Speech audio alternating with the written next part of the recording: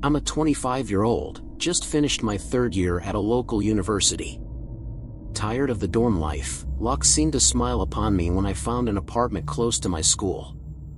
It appeared less than stellar at first glance, resembling those worn-down budget motels. Peeling wallpaper and a sense of weariness hung in the air. But, with a monthly rent of only $300, including utilities, I decided to endure the shortcomings. Upon reaching the third floor, I discovered that the elevator wasn't working. Lugging my boxes up the stairs, I couldn't shake the feeling that the landlord, a sweaty, rough-voiced man weighing around 300 pounds, was a bit strange. His unsettling remark about pretty college girls didn't help my initial discomfort. Despite the odd encounter, I had already paid for 3 months' rent, leaving me no choice but to stay. My room turned out to be decent, providing a modicum of relief. However, the peculiarities continued. The landlord's intrusive hand on my shoulder and his unwarranted comments were off-putting. I pushed the encounter aside, focusing on unpacking, but the strange vibes persisted. Later, while doing laundry, I encountered another tenant who seemed like a potential friendly neighbor. However, his unsettling stares as he washed his clothes made me uneasy. Heading back to my room for a shower, I couldn't shake off the sense of being watched. Late at night, I heard strange sounds outside my door. Investigating, I found the guy from the laundry room attempting to peek through the peephole. Yelling at him, I watched as he quickly ran away. Baffled by the oddities around me, I reported the incident to the landlord, who dismissed it as mere curiosity from the neighbors. Despite the reassurance, the unnerving occurrences continued. Footsteps and heavy breathing outside my door became a nightly ordeal. The landlord's indifference left me feeling like a zoo animal, constantly observed by an unseen presence. One night, the situation escalated. I was reading when noises at my door prompted me to investigate. Opening it, I found Nick, the laundry room guy, holding my mail with a disturbing smile. Rejecting his advances, I slammed the door, only for him to block its closure. His intrusive behavior reached a new level as he leaned in, demanding entry. Slamming the door shut, I locked it, yelling at him to leave me alone. The nights were filled with footsteps and breathing, leaving me on edge. One day, returning home to an open door, I discovered my clothes scattered, and personal items missing. The unsettling discovery included a photo of me in my robe with the word "beautiful" scrawled on it. Realizing Nick's invasion of my privacy, I decided I had had enough.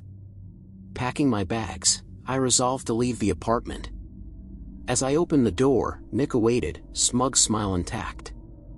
His insistence that I stay was met with a firm refusal. Walking away, I heard his footsteps following me. Suddenly, a cold grip on my arm made me turn. In that moment, adrenaline took over, and I hit him hard in the stomach, freeing myself and running to my car.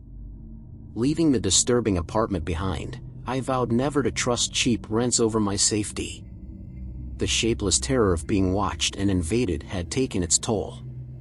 The twist in this tale lies in the realization that sometimes the horrors we face are not supernatural but manifest in the unsettling actions of those around us. Trusting one's instincts becomes the key to escaping the clutches of the shapeless menace within the mundane.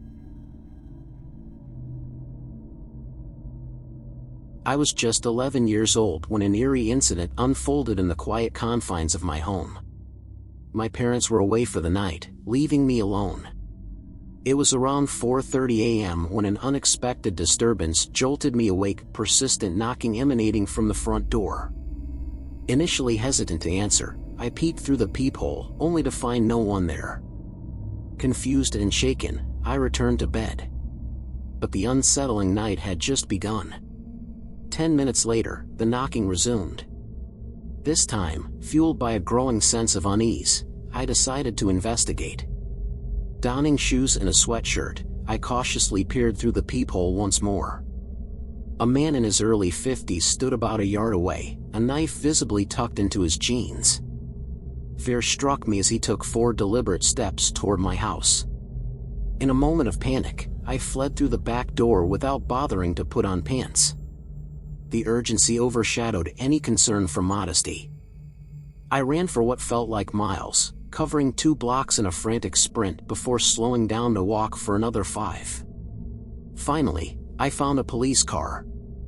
Approaching the officer, I was met with a mix of concern and confusion. The officer, observing my lack of pants, questioned my well-being. In a rush, I recounted the incident, explaining that a man with a knife was at my front door, prompting me to seek help. The officer reassured me and insisted I get into the car. We drove back to my house. Upon arrival, the officer instructed me to stay in the car while he confronted the intruder. After a tense 3 minutes, he emerged with the man in handcuffs. Curiosity compelled me to approach, and to my shock, I recognized him as my mom's ex-boyfriend. His intentions were revealed, seeking revenge on my mom for ending their relationship by harming her. The chilling revelation escalated as he confessed that, had my mom not been his primary target, I would have been the victim. Grateful for my escape, I provided the officer with my mom's contact details. A call was made, and my parents hurried home. The officer recounted the night's events to my parents, leaving them bewildered and relieved that I was unharmed. When asked about my peculiar state of undress, I explained that fear for my life had outweighed the need for pants. Understanding the gravity of the situation, my parents thanked the officer as he departed, taking my mom's ex-boyfriend with him. In the aftermath, we were left with a lingering sense of unease. Though we hadn't heard from my mom's ex-boyfriend since, the incident had left an indelible mark. At 23, living in my own place, I am vigilant about securing my home before leaving or going to bed. The twist in this tale lies not only in the tangible threat that presented itself but also in the unexpected identity of the assailant, a shapeless danger that lurked within the folds of the familiar. Living in a 2-floor house with my sister brought a certain comfort and routine, but on that particular night, the familiar turned into something eerie. At 30, I thought being home alone wouldn't spook me, yet there were times when the silence played tricks on my mind. The house, designed as a mother-daughter home, featured 2 kitchens. My sister occupied the downstairs while I claimed the upstairs. Due to her frequent stays at her boyfriend's place, the house often felt like my solitary kingdom. On this night, I settled in the living room, engulfed by the glow of the TV, indulging in a horror movie. The open layout of my living space meant the living room, dining room, and kitchen coexisted in one vast expanse. My couch position in the middle meant my back faced a significant portion of the room. Alone, in the dark, watching a scary movie, it wasn't the most reassuring setup. I caught myself glancing over my shoulder more than once, a habit that seemed contrary to my age and gender. After the movie, I followed my nightly routine, brushing my teeth and extinguishing all the lights before heading to bed. Little did I know, this night would deviate from the ordinary. Around 1 a.m., I stirred awake for no apparent reason, and that's when I heard a voice downstairs. It sounded like my sister. It sounded like she was inside the house. My grogginess blurred the reason, and for a moment, I felt she might be calling for me or perhaps arguing with her boyfriend. I stumbled out of bed, navigating the pitch-black hallway, and switched on the lights. My sister's voice echoed again, this time more coherent. She seemed to be calling my name. I made my way downstairs, responding to her, but the disoriented state made me overlook the lack of proper illumination. In the dimness, I fumbled for a light switch, walking towards her kitchen. As the light slowly brightened, I realized there was no one downstairs, not my sister, not her boyfriend. Confused, I headed to her bedroom, only to find it empty.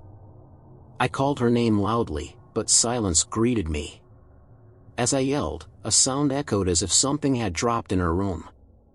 I retraced my steps, went back upstairs, and locked myself in my room, contemplating whether I had hallucinated the entire episode. In the morning, I woke up to a text from my sister questioning the 1 a.m. call. Confused, I asked if she had been home, only to learn that she had spent the night at her boyfriend's. Intrigued, I ventured downstairs to her room, searching for any fallen objects that could explain the sound. To my dismay, there was nothing on the floor. Haunted by the vividness of that night, I wrestled with the unsettling possibility that I had hallucinated my sister's voice and the mysterious noise. It defied logic, as I had never experienced such vivid hallucinations or sleep disorders before. The alternative, a more horrifying explanation, lingered in the shadows of my mind. The shapeless horror of that night continued to perplex, leaving me with an uncanny sense of unease.